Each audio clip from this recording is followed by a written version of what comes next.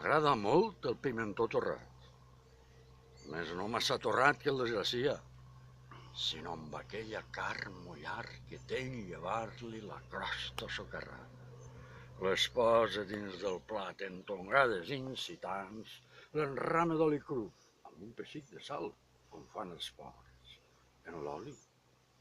que ha tret una sabor del pimentó torrat. Després, amb un pessic del dit gros i el dit índex, agafa un tros de pa, l'enlaira avidament, eucarísticament, de vegades arriba a l'èxtasi, a l'orgasme, col·loca els ulls i me'l fot